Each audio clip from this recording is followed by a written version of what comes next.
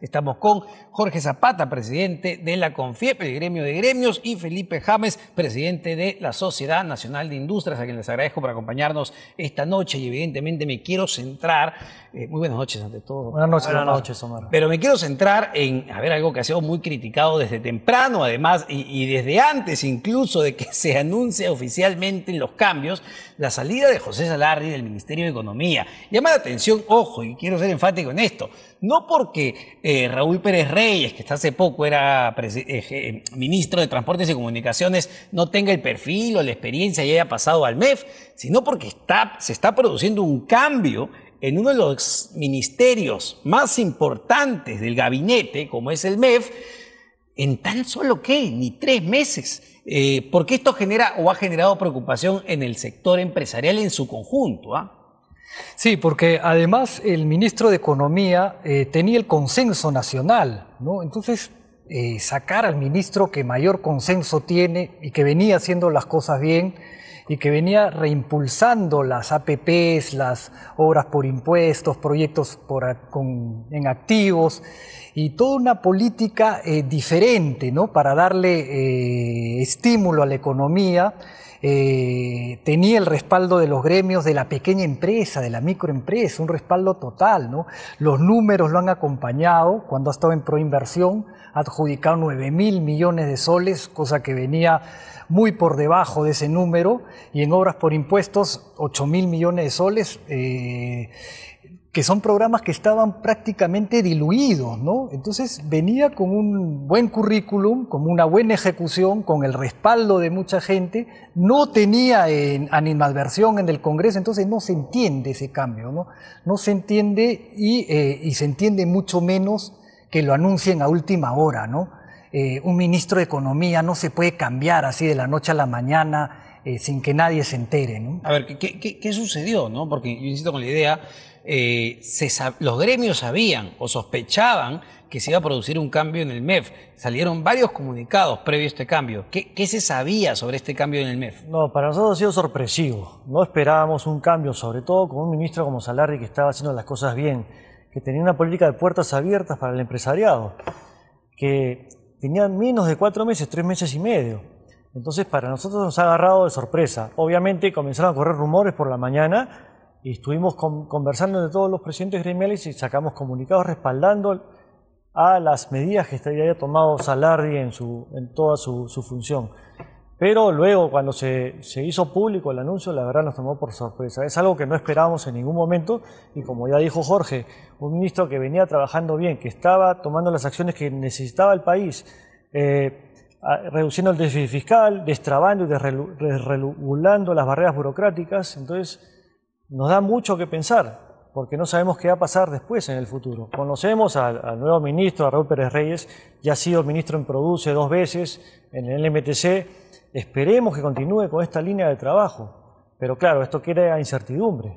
Ahora, ¿les preocupa más, digamos, en la mesa anterior hablábamos con los congresistas, y el congresista Eduardo Málaga Trigo, cuando conversamos sobre el tema del MEF, dice, bueno, quizás lo que hay detrás es que el serronismo está pidiendo su cuota, y para el serronismo Salardi no era nada agradable porque justamente era un ministro abiertamente pro la inversión privada, pro sentarse, desregular, atraer lo que necesita el país, que es un flujo de inversiones. Sí, no lo sabemos, ¿no? Ahora, Pérez Reyes es un ministro solvente, ¿no? Es un ministro preparado, pero estaba bien en su cartera, ¿no? Y Salardi estaba muy bien en su cartera también. Yo creo que hay buenos ministros en el régimen, ¿no? La ministra de Comercio Exterior, el ministro de Vivienda, el canciller, ¿no? Pero lo que está faltando pues es que la cabeza ordene un poco ese gabinete y traiga una ruta sensata para el país, ¿no? Ahora, ¿quién va a venir de primer ministro? Yo creo que es importantísimo, fundamental, que ella entienda que su popularidad es muy escasa y tiene que consensuar un primer ministro con el país, con el Congreso primero, y un primer ministro al cual le dé espacio para trabajar, ¿no? Porque si vamos a seguir en más de lo mismo, vamos a estar en serios problemas. Hay un punto clave, porque, insisto, son las 9:28 de la noche. Gustavo Adriancén renunció hace algunos minutos, a las 8 de la noche. No sabemos quién va a ser el nuevo presidente del Consejo de Ministros. ¿Debería el Premier salir de este gabinete o debería ser alguien con un perfil nuevo? A ver, lo principal de un nuevo Premier debe ser una persona que concerte, una persona que nos lleve al 2026, a las elecciones de 2026 en un clima de tranquilidad, con un crecimiento económico, que las personas, que el pueblo peruano sienta ese crecimiento en el bolsillo para poder ir a votar tranquilamente. Entonces, necesitamos una persona que pueda reunirse con los partidos políticos, que concerte, que busque acercarse también al empresariado. No, yo no puedo decir si debe ser de adentro o de afuera, me gustaría que sea una persona tal vez de afuera del gobierno, pero eso lo decidirá la presidenta. En todo caso, yo quería señalar que lo que ha hecho el ministro Salarri tal vez puede haber molestado o afectado a algunos sectores, por ejemplo, las medidas para reducir el déficit fiscal que estaba tomando, como la eliminación de algunos programas gubernamentales, que van de la mano de la reducción del déficit fiscal, pueden haber afectado a algunos gobiernos locales, de repente, a otros sectores, a otros ministerios. Eso también puede haber creado cierto malestar, ¿no? Y puede ser una de las razones por las cuales ha salido. Habría que preguntarle en su momento a las personas indicadas. Es decir, podría tener que ver con un corte de cabeza que ha venido desde incluso algunos gobernadores, ¿no?, del norte del país, algunos gobernadores como César Acuña. Podría ser. Es una incógnita lo que ha sucedido porque era un ministro que tenía todo el respaldo, ¿no? Y hay un tema clave, lo decían más temprano, ¿no? Para, digamos, fomentar la inversión, lo que tú necesitas es claridad, estabilidad y confianza. Un cambio de este tipo, los que estamos viendo el día de hoy, generan esa estabilidad y esa confianza que necesita las inversiones que necesita el país para recuperar su crecimiento. No, sin duda que no. Más bien se necesita estabilidad, se necesita un ministro de Economía que dure en el tiempo, que te garantice que las políticas que está implementando van a perdurar. Lo que ha dicho Felipe es muy importante, ¿no? El plan desregulatorio era algo que teníamos que hacer como país y ha sido muy bienvenido, sobre todo por la micro y pequeña empresa, que es la más afectada por todas estas trabas burocráticas, ¿no? Esa política era interesante que se mantenga, que se empuje, que se estimule, y necesitabas un hombre que crea en ella para que la saque adelante, ¿no? Y por supuesto que mientras más estabilidad hay, y el ejemplo más claro es el BCR, ¿no? El señor Velarde, que es un consenso nacional, que es un gran presidente del BCR, tiene muchísimos años en el cargo y le ha dado una estabilidad a la moneda, a la inflación. Tenemos la inflación más baja en América y la controla muy bien. ¿Por qué? Porque es un buen funcionario y que tiene muchos años en el cargo. Se abre entonces, y pregunto para ustedes, ¿se abre un periodo de incertidumbre por este cambio, no solamente en el MEF, sino por no saber quién va a liderar el gabinete? Por supuesto que sí, y además por la línea que va a seguir el nuevo MEF. Y te explico una cosa, mira, en los últimos meses hemos estado recibiendo un montón de inversionistas de distintos países que vienen al Perú por la atracción que el Perú genera en estos momentos, por las fortalezas macroeconómicas y también por el optimismo que generaba el ministro de Economía Salarri. También hay un montón de inversiones comprometidas, de concesiones que ya están funcionando en el Perú, por ejemplo en los puertos. Ya se habían conversado de nuevas inversiones millonarias. Entonces ahora le digo, ¿cómo va a quedar todo esto? ¿Cómo va a seguir el nuevo ministro de Economía? ¿Qué va a pasar con las concesiones? ¿Qué va a pasar con las inversiones? Entonces, para nosotros es una incertidumbre. Entonces, yo creo que rápidamente tiene que nombrarse un premier y el nuevo ministro de Economía tiene que dar los lineamientos de cómo va a ser su función en el futuro, qué va a seguir, qué políticas va a seguir y si va a seguir las mismas políticas que seguía el Salarri o no. Y ahora, muy importante para la actividad productiva del país y para cerrar brechas, para generar crecimiento, evidentemente el MEF lidera la política económica, pero otras carteras son claves y fundamentales. Y una de las más importantes es el Ministerio de Transportes y Comunicaciones, insisto, por la cantidad de dinero que maneja, la cantidad de proyectos que justamente menciona. Que la presidenta haya puesto a un militante de APP, que no se le conoce mucho un perfil o experiencia en ese tipo de funciones, ¿qué mensaje les da? ¿Qué genera? Estoy totalmente de acuerdo con la apreciación de que el ministro de Transportes y Comunicaciones tiene que ser una persona con mucha experiencia en el cargo, con el perfil adecuado, porque efectivamente es una cartera que maneja muchos recursos, es una cartera difícil. es una cartera que tiene que destrabar proyectos, es una cartera que tiene que dar confianza a los inversionistas. Las asociaciones público-privadas, las empresas que vienen a hacer proyectos en activos y todo esto que va a resolver nuestra brecha en infraestructura, necesitan conversar con alguien que les dé confianza, que tenga ese perfil adecuado para atraer las inversiones, ¿no? Y que pueda destrabar las cosas en lugar de que sigamos pues con obras paralizadas. Hay que ver cómo mejorar la ley de contrataciones para que no tengamos el mismo número de horas paralizadas que tenemos hasta ahora. Es decir, se necesita una experiencia en ese cargo, sin duda alguna. ¿Y no la tiene el nuevo ministro? Por lo que hemos visto, no la tienen. Ahora, del mismo... No lo conocemos, no lo conocemos. Mira, la brecha de infraestructura que tiene el Perú es aproximadamente 160.000 millones de dólares. Es enorme. Hay muchas obras por hacer. Si un ministro como el señor Raúl Pérez Reyes, que tiene mucha experiencia, tenía ciertos problemas en la cartera, imagínate un ministro nuevo, que no conocemos cuál ha sido su actuación política anterior, entonces no sabemos cuál va a ser su forma de actuar. Nos da mucha incertidumbre. Tenemos la inauguración del aeropuerto en los próximos días, tenemos el tren, tenemos muchas obras por hacer, aeropuertos, puertos, entonces, ¿qué vamos a hacer ahora? ¿Cómo va a funcionar el Estado?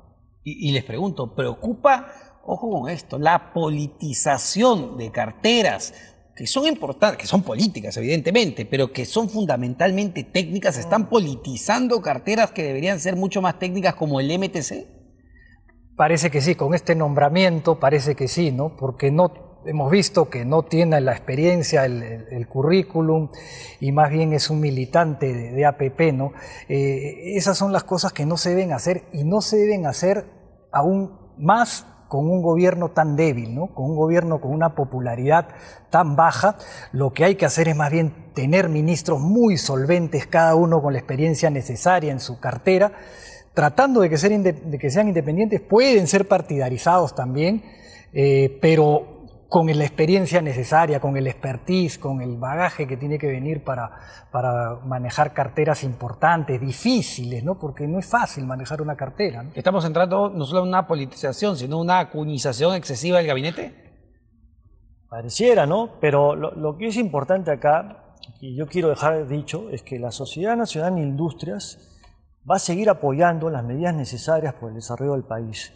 Eso, que no quede duda. Pero también el gobierno tiene que entender que si no tiene una comunicación con los empresarios, con el sector privado, va a ser muy difícil que pueda llegar a las metas que se han trazado. Por ejemplo, el crecimiento que había trazado el anterior ministro de llegar cerca del 4%, o la reducción del déficit fiscal. Si eso no lo hacemos en conjunto con el sector privado, pues no va a tener éxito y todo va a ir peor para el gobierno. Y hay un factor que preocupa no solamente al sector privado, sino que le preocupa en este momento a todo el país, a todos los ciudadanos, y desde el sector privado, desde los diferentes gremios, han expresado la enorme preocupación por la criminalidad. Y por eso les pregunto también sobre este cambio que se ha producido en el Ministerio del Interior, más allá de la persona también, que es el señor o el general en retiro Carlos Alberto Malaver. El problema es que es ya el octavo cambio, y también el exministro Díaz estuvo, me ¿Cuánto parece, duró? 40 días. Ni 2 meses, ni 2 meses ha estado el ministro Díaz. Entonces, ¿esto cómo afecta? Porque si hablamos tanto de las mesas, de la conversación con el sector privado, ustedes han dado medidas de qué hacer para luchar contra la inseguridad, hemos hablado de esto hasta el cansancio. Cambio, ministro. Sí, es que estamos muy mal si es que cambiamos los ministros de un día para otro sin que la ciudadanía se entere que va a haber ese cambio, ¿no? Lo mejor que se podría hacer en el gobierno es justamente abrir el debate, abrir posibilidades, abrir conversaciones con interesados, con propuestas tanto del sector privado, desde los partidos políticos, desde el Congreso de la República, y así escoger a la persona más idónea para el cargo, ¿no? Lamentablemente el ministro del Interior, que ha estado 2 meses, tampoco ha tenido resultados y tampoco ha tenido una propuesta para salir de esta inseguridad que nos rodea, ¿no? ¿Por qué? Porque también fue escogido de un momento a otro, sin que nadie se entere que iba a haber ¿quién iba a asumir esa cartera? No se abrió esa posibilidad de recibir propuestas, ¿no? Yo creo que hay que ser positivo en todo, hay que tratar de sacar el lado bueno a las cosas. Yo creo que es una oportunidad, ojalá no la desperdicien, es una oportunidad para que se abra el debate y se escojan a los mejores ministros, ¿no? Empezando por el Premier, un Premier que tenga el consenso, porque además tiene que pasar por el voto aprobatorio del Congreso, de manera que tiene que consensuarse un nombre de Premier, ¿no? No puede escogerse así a puerta cerrada como lo que se ha hecho últimamente. Yo le quisiera pedir a la presidenta que retome las reuniones que teníamos hasta el año pasado con el sector privado. Teníamos reuniones cada 15 días, cada mes con la presidenta, y creo que la cosa había mejorado mucho, pero este año no nos hemos reunido prácticamente ni una vez, y creo que la presidenta como que se ha aislado un poco, y eso creo que es peligroso. Debería retomar, porque eso va a generar, digamos, una mayor compenetración con la opinión pública, con el sector privado, con el desarrollo del país. Es importante tenerlas nuevamente. Solo para ir terminando, esta nueva crisis que estamos viendo, que estamos experimentando, ¿acerca más la posibilidad o genera más el riesgo de vacancia presidencial? Bueno, evidentemente que la popularidad de la Presidente va a seguir cayendo, ¿no? Y ese es un problema, ¿no? El ambiente en el Congreso no va a ser mejor, ¿no? Va a empeorar, ¿no? El ambiente del Congreso con relación al Ejecutivo, ¿no? Entonces, lamentablemente podría darse esta situación, ¿no? Pero ojalá que haya una reacción por parte del Ejecutivo, que la Presidente medite bien las cosas, y yo creo que un Premier de consenso ya es momento de que opte por esa idea, ¿no? Sí, la situación es peligrosa, nosotros somos institucionalistas, no nos gustaría llegar a esa situación, queremos que este gobierno acabe su periodo del 2026, pero lamentablemente se están cometiendo muchos errores. Entonces, esto podría llevar a una situación de ese tipo, que no queremos que suceda. Entonces, nuevamente le pido a la presidenta que no se aísle. Ahora, solo ya para terminar, porque mañana, digamos, ha quedado un poco al margen con todo lo que hemos visto el día de hoy, pero mañana hay un paro convocado no solamente por transportistas, por comerciantes de mesa redonda o algunos comerciantes de gamarra. ¿Cómo, digamos, desde el sector empresarial formal, que son a los que ustedes representan, cómo se ve este paro de mañana, que lo que pide es, entre otras cosas, la salida de la presidenta Boluarte? Claro, definitivamente no abona pues en la estabilidad que necesitamos, ¿no? Ojalá que ese paro sea sin violencia, que se movilicen en paz, que no haya ningún asomo de violencia o de desorden, ¿no? Pero sí, pues el país está convulsionado, ¿no?